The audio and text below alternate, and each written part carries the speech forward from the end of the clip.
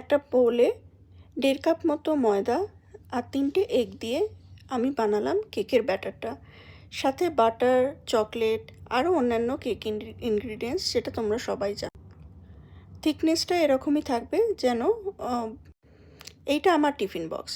এতে ভালো করে আগে মেল্টেড বাটার মাখিয়ে নেব এবং সাথে ময়দাও মাখিয়ে নেব, যাতে কেকগুলো বানানোর পরে এই টিফিন বক্সে আটকে না যায়।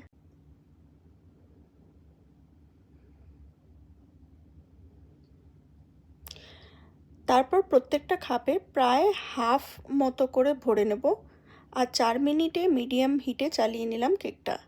সুন্দর সফট কেক রেডি হয়ে গেল। এবার রেডি ফর টিফিন। দেখি আমার মেয়ের ফিডব্যাক কি। ও তো বলছে দারুণ হয়েছে চকলেট কেকটা। তবে ওই বলল, ড্যাডি যদি আইসক্রিম দিয়ে এটা খাওয়া যায় আরও দারুণ খেতে লাগবে। সেই জন্য আমরা আইসক্রিম দিয়েও ট্রাই করলাম এবং দুর্দান্ত লাগলো। আশা করছি তোমরাও এটা ট্রাই করে ভালো লাগবে। আবার পরে